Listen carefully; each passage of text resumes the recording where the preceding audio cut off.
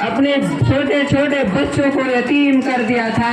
علماء دیوبند نے اس ہندوستان کے خاطر اپنے بیویوں کو بیوہ کر کے، اپنے بھائیوں کو، اپنے ماں باپ کو چھوڑ کر کے اس ہندوستان کو آزاد کرنے میں لبیک کہا تھا۔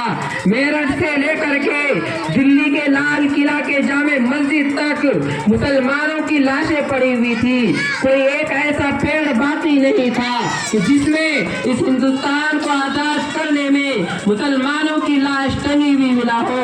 لیکن آج یہ بھیڑیے، ان بھیڑیوں کی یہ کھالیں ہمیں بری نظر سے دیکھ رہے ہیں، نفرت کی جال پھیلا رہی ہے۔ میرے بھائیوں، بزرگوں، دوستوں، آج ہمیں ضرورت ہے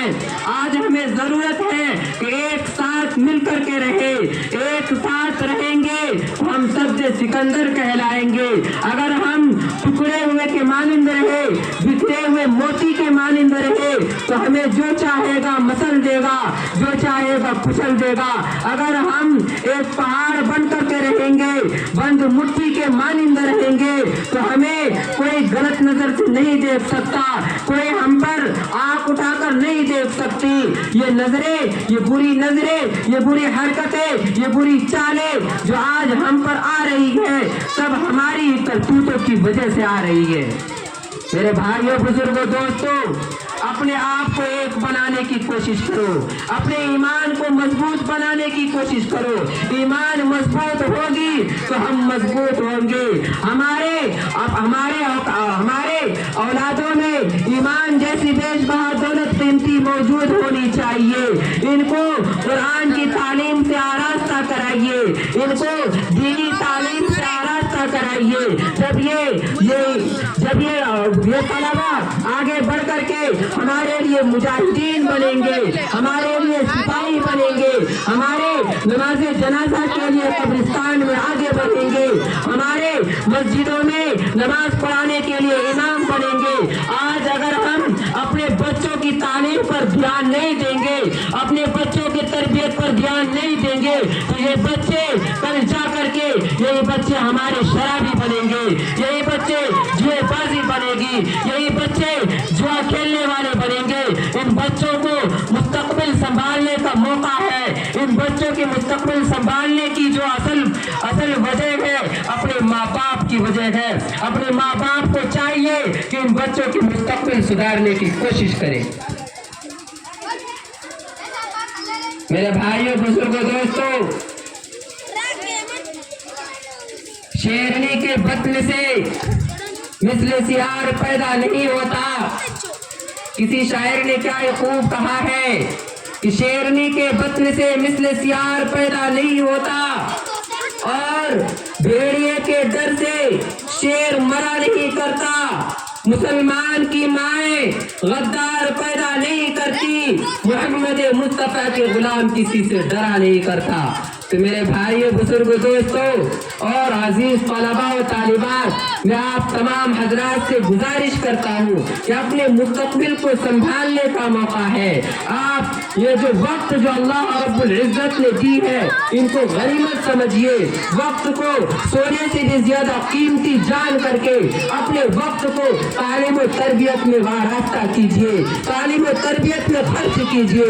وقت کو ادھر ادھر ناکام اور ناگوارا مت کیجیے۔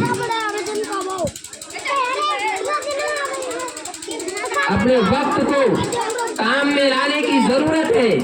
اگر آج ہم اسی طرح سے وقت کو برباد کرتے ہوئے رہیں گے تو کل آنے والے زمانے میں زمانہ بہت خراب چل رہا ہے، حالات بہت پیچیدہ ہے۔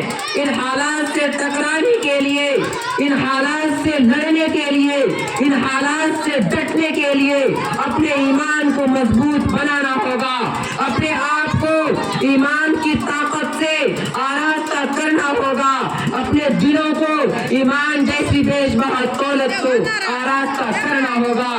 جب ہمارے دلوں میں ایمان جیسی قیمتی دولت ہوگی تو ہمیں کوئی آنکھ دکھانے والا نہیں ہوگا، کوئی ہم سے ٹکرانے والا نہیں ہوگا۔ اگر ہمارے پاس ایمان نہیں رہے گی، ہمارے پاس اتحاد اتفاق نہیں رہے گا تو ہمیں جو چاہے گا مسل دے گا، جو چاہے گا کچل دے گا۔ میرے بھائیوں بزرگوں دوستوں، بات تو کہنے کی بہت بڑی ہے، بات تو ہم لوگ سنتے ہوئے آ رہے ہیں، نہ جانے موبائلوں میں، فیس بک پہ، یوٹیوب کے ذریعے سے کن کن چیزوں کی باتیں ہم سنتے رہتے ہیں، لیکن ہم عمل کرنے والے بن جائیں۔ عمل کریں گے جب جا کے بات کامیاب ہوگی، عمل نہیں کریں گے چاہے گھنٹوں تقریر کر لو، چاہے 2 گھنٹوں تم سن لو، وہ بیکار اور ضائع ہے۔ تو میرے بھائیوں بزرگوں دوستوں،